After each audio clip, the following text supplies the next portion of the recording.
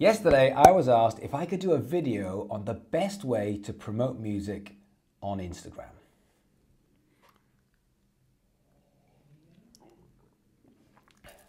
Yeah, okay. So luckily for you guys, I find this geeky stuff incredibly fun. So last night I spent about 4 hours researching different Instagrammers, writing a bunch of notes so I can make a video on the best way to promote music on your Instagram. But out of all of my research, the one thing that was definite is liking and subscribing to this YouTube channel where we do this every day. So let me say this, I have certain musicians, bands and artists that I love, that I follow, that I want to see live, that I want to support, that I want to invest money into, and I am just there for them because they are my musical idols. But a lot of the time, they aren't particularly very good at socials, so I don't tend to pay too much attention to their social media and more just their music because I love their music. But then there are the artists that have the opposite effect on me, and that is that their social media is incredible, and I do love a good bit of social media. And I am just invested in the way that they do their social media and their marketing and their advertising and how they approach their audience and bring value and content. Meanwhile, I'm not particularly too fussed on their music. Take, for example, DJ Khaled or Marshmello or Lauren Gray or even Lewis Capaldi and Taylor Swift, although I do quite like Taylor Swift. Thank you so much! These are the artists that are winning on social media. They are smashing it. They are building audiences and taking over the world, partly because of their music, although it's not my thing, but definitely because of how good they are at social media and marketing. Now, my job is to study both because I want you to have that amazing music and all of that integrity, but at the same point, I also want you to be able to get your music out there and look at all of the great techniques of great marketing geniuses of our time. And why can't you have both?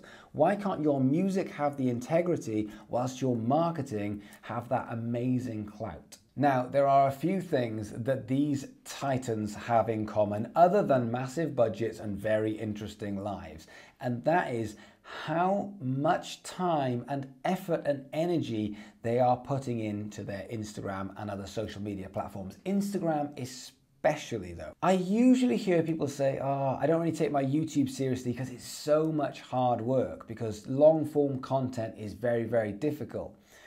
But I find the same thing with Instagram. If you really, really want to take Instagram seriously, properly seriously, and you start looking at the people who are winning at social media, wow, the amount of work that goes into it on an hour-by-hour basis is huge. Some of these artists are living on Instagram, which is very, very difficult to do. For a lot of these artists who are real prevalent on social media, it's bordering on obsessive. If you take someone like DJ Khaled, and let me stress, I don't care what you think about DJ Khaled's music. I care about the marketing side, and make no bones about it, this guy is very, very good at marketing. But if you look at someone like DJ Khaled, this guy will post 40+ stories every single day. And if you think that feed should be one post every day or every other day or maybe 2 a week, this is a guy that is posting up to 20 pieces of content in the feed every single day. Now that is quantity, usually a bit more over quality.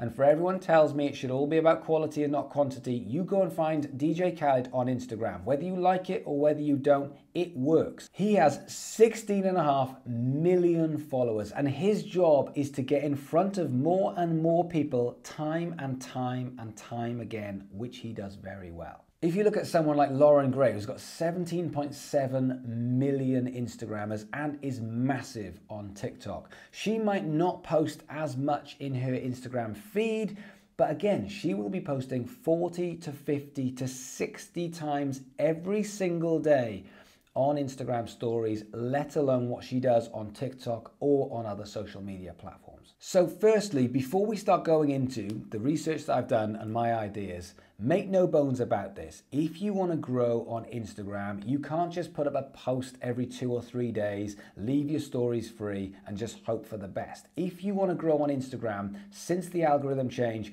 this is a lot of work and a lot of time and energy that's going to have to go into this. But this video is about how to promote your music on Instagram and not how to grow a following on Instagram. So the first thing that you notice when you start to audit some of these massive artists and bands' Instagram is the distinct lack of music which is on their Instagram. In their stories, in their highlights, in their feed, there is so little of their music and it is so much more about other things than their music. But what you do find is loads of social proofing. You do find loads of audience shots, loads of stage shots, loads of instruments and instruments in their hands, but very, very little music itself. Now let's go into why that is. Now when you are consuming Instagram content, you are not in the mode where you are trying to listen to music. If you watch someone on Instagram, this is what they're doing. Scrolly, scrolly, scrolly, stories. A lot of the time, you're not even watching a full story. You'll just go, yeah, got it, yeah. Scroll, scroll, scroll, scroll, scroll, right, I'm out onto the next thing. Now, within that 2 to 10 seconds on a story and within your Instagram feed, which is going to be up to a minute, you're not thinking, oh, do you know what I really want to do? I want to be interrupted with 10 to 60 seconds of music. So that's why most of these artists are not trying to interrupt you with music. They're trying to interrupt you with other things, but then, which we'll come on to, they promote their music in other ways on Instagram. But what you do see a lot on Instagram is building personal brand. So that means stories, it means connections, it means conversations, it means behind the scenes footage, it means giving a part of that person through their Instagram account so you feel like you are on their journey. You feel like you are that fly on that wall. You feel like you are one of their friends going with them on their day-to-day journey. Now, whilst they're doing this, they're building value, they're exciting their audience, but whilst they're doing this, there is clever ways that they are promoting their music. So number one, first thing that they're doing is they make sure they are in front of people on a regular basis. Because if you think about it, when you go off Instagram and you do bring up Spotify or you do bring up Apple Music, at that point you think, who am I going to listen to? There is a good chance that that's gone in. There's a good chance that you go, maybe I'll listen to some DJ Khaled. Another one. I'm never going to listen to DJ Khaled. So reminding people you are there constantly is a good advert for the music. Then secondly, whenever you go and check out some professional artist's Instagram, there is always a very, very clear action. So reminding people you are there is a very good advert for the music. And secondly, is a very clear call to action. If you go and check out their banners, it usually says their new single or their new tour or that piece of information that they want people to see, and it will be a call to action on that banner. There'll also be the same thing in their bio with a very clear link to what they want you to do.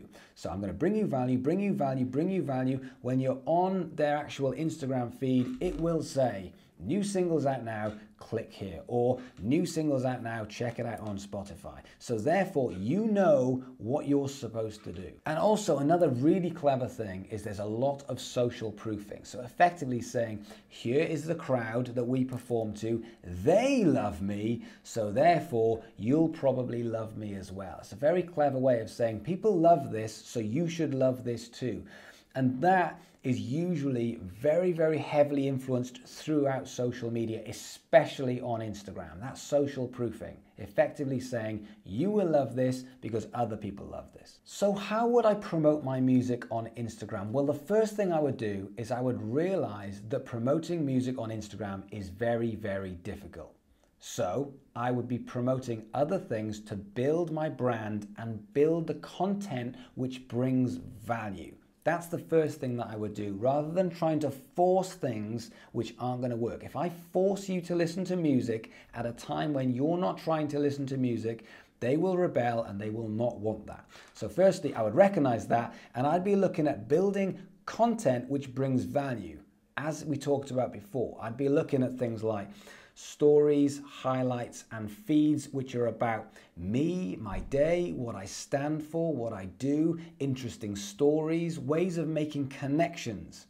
Now at this point, if you are going, yeah, I lead a bit of a boring life, well, you've got a problem, because nobody wants an artist that leads a boring life. Nobody wants an artist with nothing to say.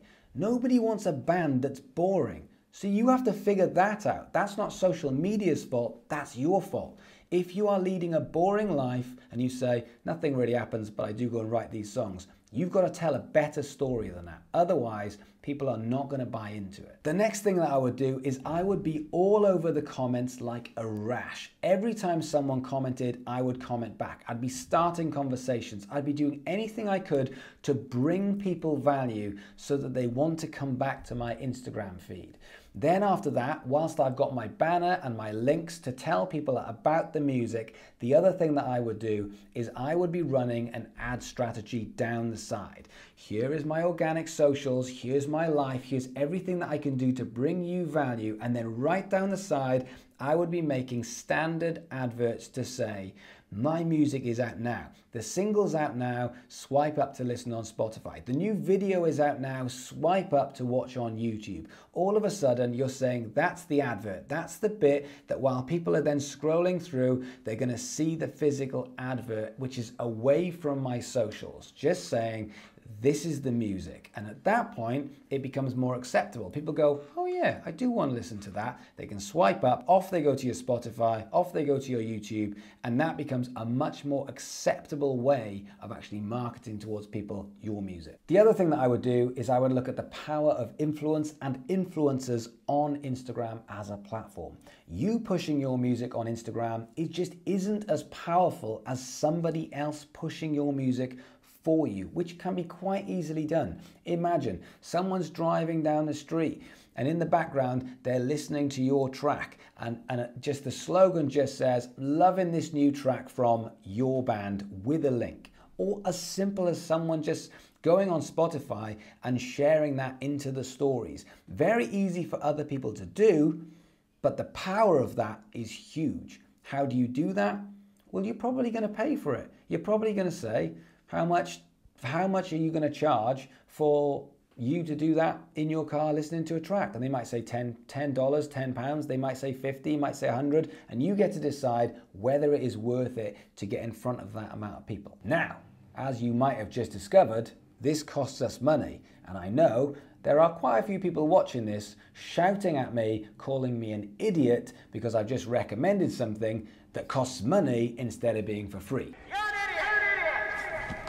I get it. However, you don't have to spend money at this.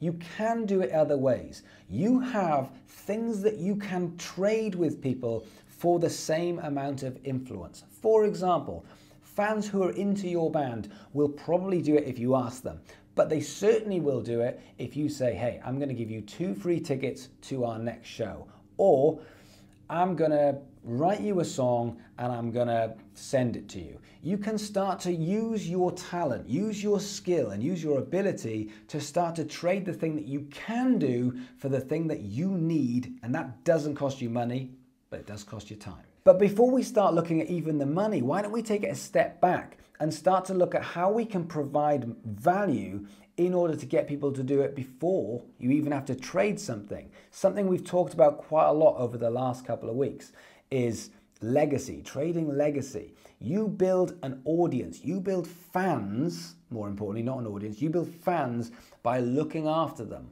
Once you've looked after them so well that they've taken the jump from audience to fans, they're much more likely to do the things that you want them to do. For example, a little feature on their Instagram or on their Facebook. Most of your fans would do that if they're prompted.